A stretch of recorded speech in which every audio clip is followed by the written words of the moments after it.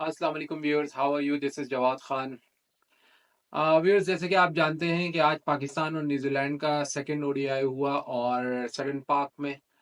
और ये match New Zealand ने बहुत आसानी से जीत लिया। जैसे कि अब तक पाकिस्तान की परफॉर्मेंस चली आ रही है इस टूर्नामेंट में, चाहे वो T20 हो या ओडीआई सीरीज हो, बहुत ही वर्स्ट परफॉर्मेंस चली आ रही है। तो हम ये कह सकते हैं कि न्यूजीलैंड अपनी विनिंग स्ट्रीक को जिस तरीके से कंटिन्यू कर रहा है, पाकिस्तान वैसे ही जो है वो अपनी लूजिंग स्ट्रीक को जो है वो कंटिन्यू कर रहा है।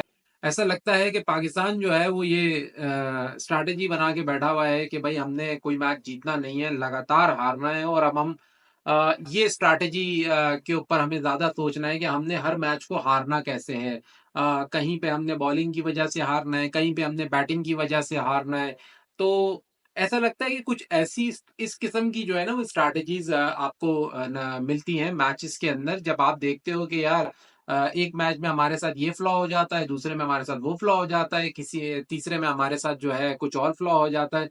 तो जिस तरह टीमें हर मैच में ये सोचती हैं कि जीतना कैसे है, ये मैच जीत गए, ओके, अब अगली टीम से मैच है तो उनकी क्या स्ट्रेंथ है, नेक्स्ट मैच में हम क्या क्या एक्सपेरिमेंट कर सकते हैं, क्या हम अपनी जो है वो स्ट्रॉन्ग पॉइंट्स के ऊपर जो है दूसरी टीम को जो है हम डोमिनेट कर सकते हैं और मैच को जीत सकते हैं। तो ऐसा लगता है कि पाकिस्तान जो है बिल्कुल ऑपोजिट चल रहा है।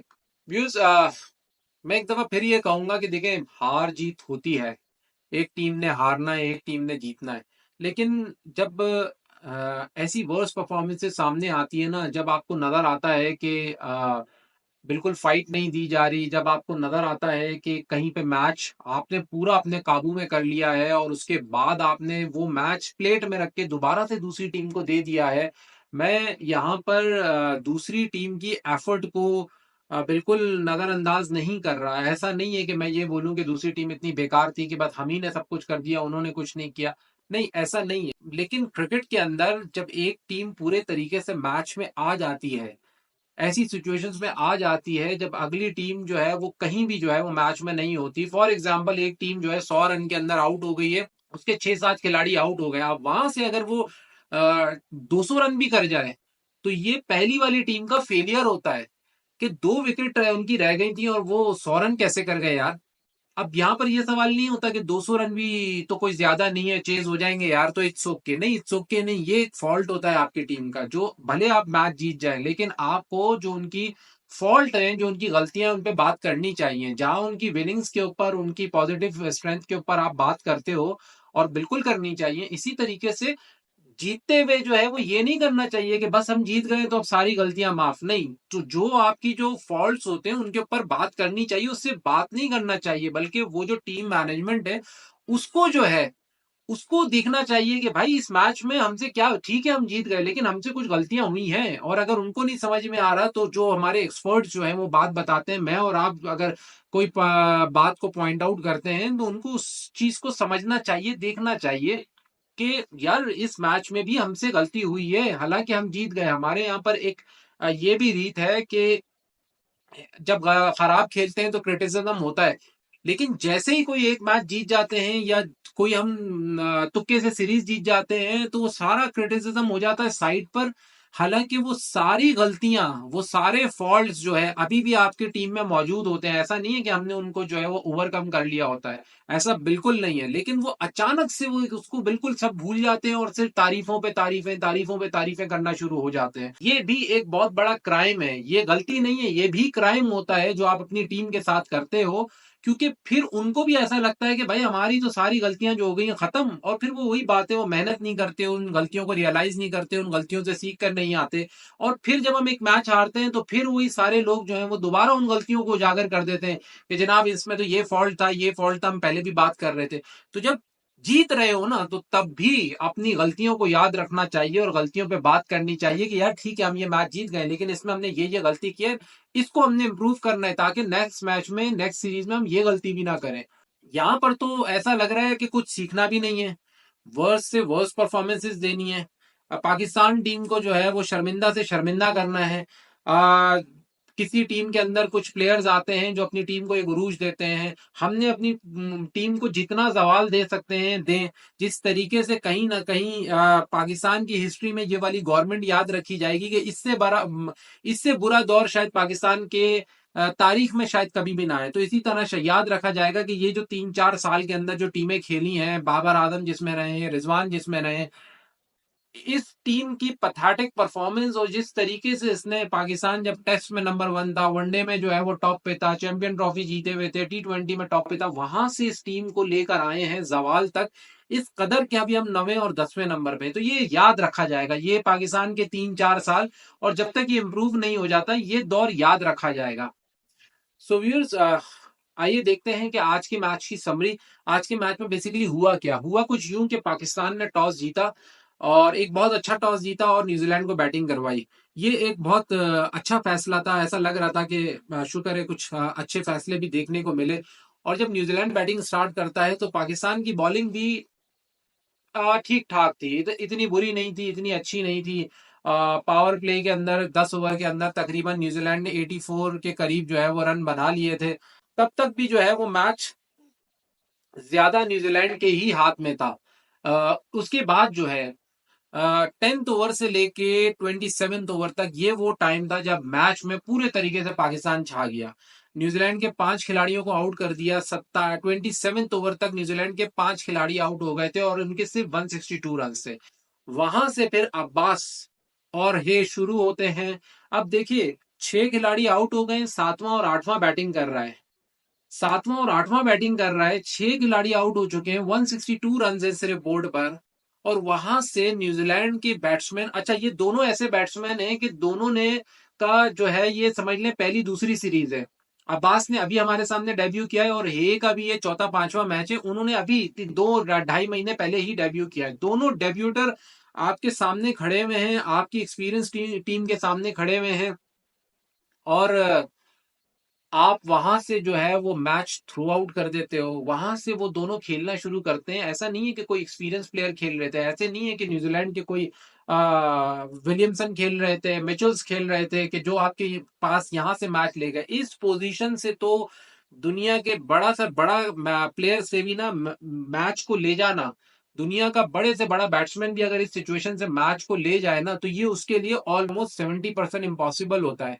कोई टीम यहां से मैच थ्रो आउट कर दे और दूसरी टीम जो है वो वहां से मैच को निकाल के ले जाए तो वो उस टीम की जो बॉलिंग साइड है वो उसकी जो है वो नाकामी होती है, वो उसका जो है वो गलत स्ट्रैटेजीज होती है, वो उसकी जो है वो गलत डिसीजंस होते हैं। ये मैंने कहा ना, ये गलतियां नहीं क्राइम है। और पाकिस्तान पिछले 3-4 साल में कई मैचेस ऐसे हैं जो जीते हुए मैचेस जो है हमने दूसरी टीम को वहां से दिए जहां से हम पूरे तरीके से मैच में आ गए थे। 99% यहां से कोई टीम मैच वापस नहीं करती। मैं आपको छोटी सी एग्जांपल देता हूं, अभी कल ही मुंबई इंडियन और केकेआर का मैच हुआ। मुंबई इंडियंस ने केकेआर के 100 से भी कम रन पे 6-7 आउट कर दिया और उसको उसके बाद मैच में निकलने ही नहीं दिया और 116 पे पूरी टीम बुक कर दी। ये होता है।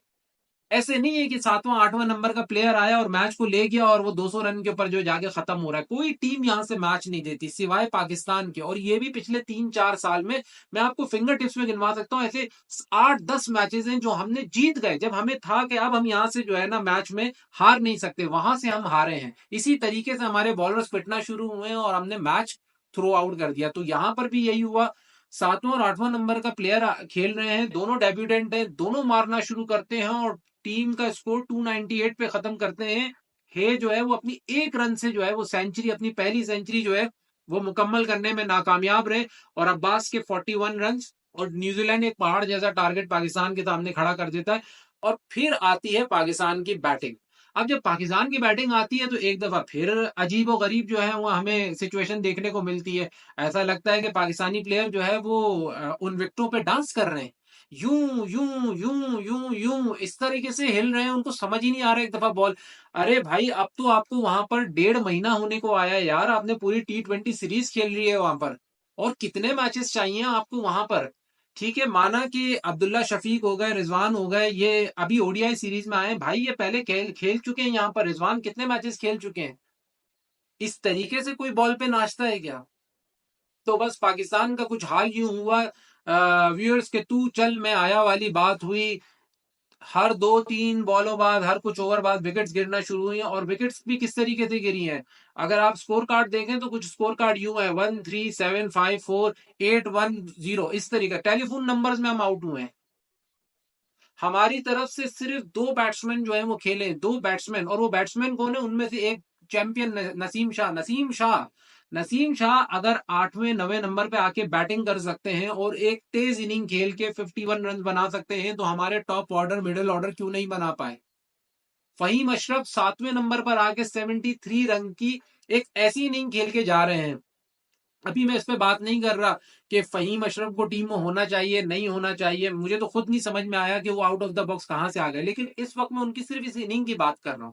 इस इनिंग में फहीम अशरफ ने, अगर आप नोट करें, 73 रन बनाए हैं, और प्रॉपर क्रिकेटिंग शॉट्स पे, उल्टे सीधे शॉट्स नहीं खेले उन्होंने। उनका हर शॉट इतना प्यारा उन्होंने खेला है जिसको आप प्रॉपर बैटिंग कहते हो यार। इस दुनिया का कोई भी अटैक हो, मैं कहता हूं दुनिया के तेज तरीन बॉलर्स ले आओ, लेकिन जो अच्छा बैट्समैन होता है वो प्रॉपर शॉट्स खेलता है। उन्होंने प्रॉपर शॉट्स खेल कर आपको हिटिंग करके, छक्के मार के, चौके मार के बताया कि भाई तमीज से भी खेला जा सकता है यहाँ पर। नसीम शाह ने बैटिंग करके बताया कि भाई बैटिंग होती है यार यहाँ पर। उन्होंने 298 बनाए, तो हम क्यों नहीं बना सकते। हमारे तो बैट्समैन ऐसे गए हैं, पहले ओवर में 2 उड़ गए, दूसरे ओवर में एक और उड़ गया, चौथे ओवर में एक और उड़ गया, करते करते करते हमारी आधी टीम तो जो है वो शुरू के ही ओवर्स में जो है वो पवेलियन पहुंच चुकी थी। मैच तो खैर हमारा वहीं खत्म हो गया था जब हमारे 5-6 आउट हो गए थे, और कोई हमारा ज्यादा स्कोर नहीं था। ये तो जो नसीम शाह ने और फहीम अशरफ ने कुछ इनिंग खेल दी है जिसकी वजह से जो है, और फिर भी हम 100 रन से ऊपर से हारे हैं। हम एक वर्स्ट डिफीट हुई है, लेकिन शायद हम 200 रन से हार जाते हैं मैच। जो पाकिस्तान ने बैटिंग यहाँ पर की है, हम 200 रन से हार जाते। तो एक और वर्स्ट परफॉर्मेंस, एक और बदतरीन परफॉर्मेंस।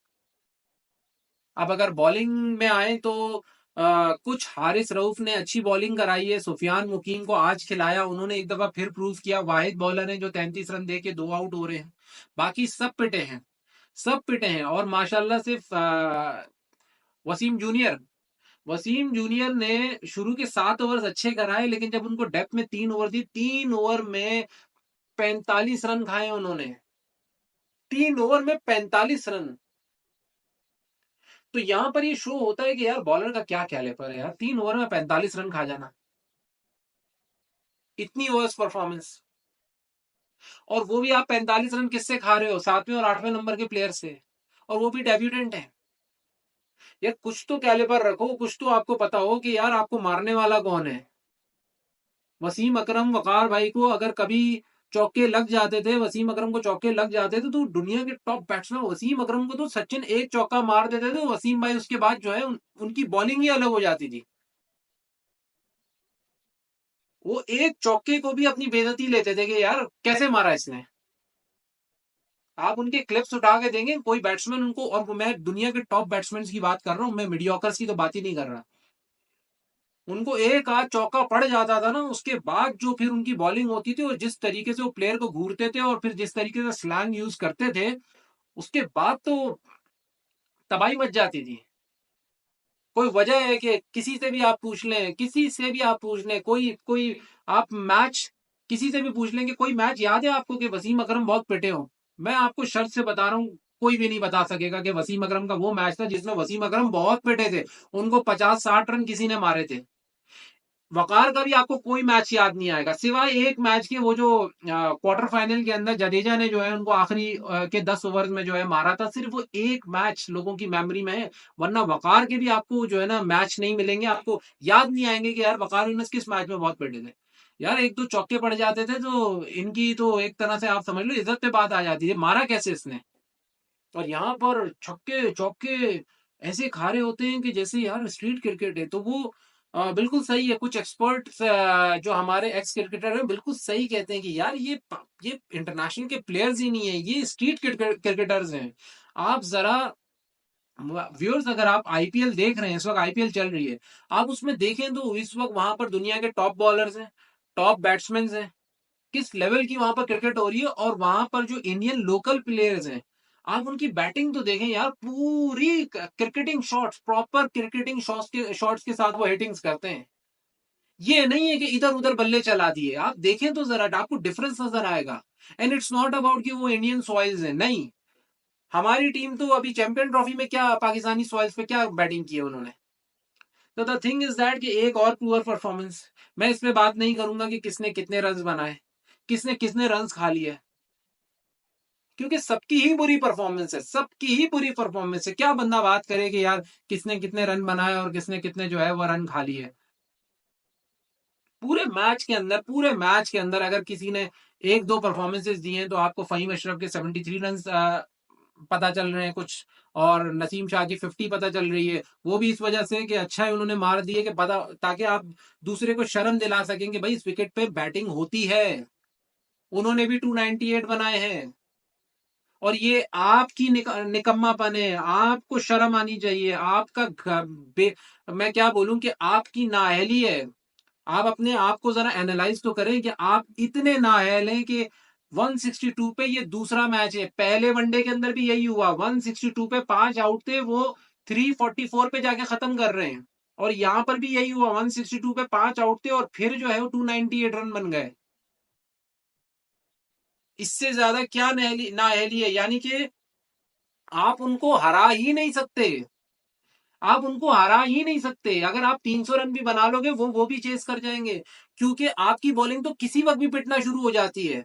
आप अगर उनके ऊपर से 4 आउट कर दें 6 ओवर के अंदर, और फिर अगर लग रहा हो कि यार अब तो 300 रन का पहाड़ है, ये तो बना नहीं सकते, वो भी बना लेंगे, क्योंकि उसके बाद आप किसी भी स्टेज पे 10 ओवर इतने खराब कराओगे कि उसके बाद वो पिट पिट पिट पिट के वो इतना मारेंगे आपको कि आप वो भी मैच हार जाओगे। तो चाहे आप पहले बैटिंग कर लो, चाहे आप बॉलिंग कर लो, आप ओवरऑल जो है वो हर हर डिपार्टमेंट में हार रहे हो। सो व्यूअर्स, ये थी आज की समरी। मैं ज्यादा डिटेल में नहीं गया किसने कितने रन बनाए, लेकिन ओवरऑल जो आज के मैच में हुआ है, मैंने उस पर बेसिकली बात की है। आप क्या समझते हैं, प्लीज मुझे जो है वो कमेंट्स में जरूर बताइएगा।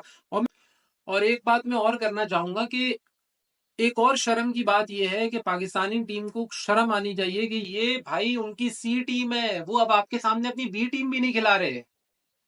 ये सी टीम है उनकी, जो हमारी पाकिस्तान 11 को मार रही है। तो सबसे ज्यादा तो नाअहली और शर्म आनी चाहिए मैनेजमेंट को। पता नहीं उनको शर्म क्यों नहीं आती, किस किस्म के जो है वो लोग हैं, शर्म खा के बेच के जो आए हैं।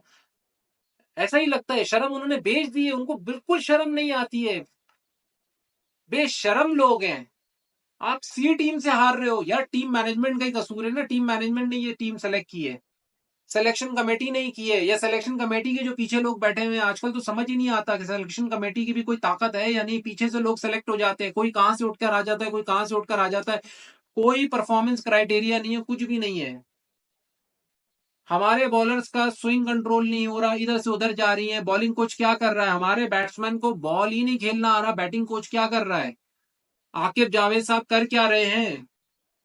लाहौर कलंदर में तो बड़े वो चैंपियन बने फिरते थे, बड़ी उन्होंने जो है अपनी टीम को जो है वहां पर तो बड़ा सिंसियरली जो है वो टीम को कोच करते थे। पाकिस्तान टीम जब से जो है वो उनके नीचे आई है, तब से पता नहीं उन्होंने टीम का बेड़ा गर्क ही कर दिया है। तो कुछ समझ में नहीं आया।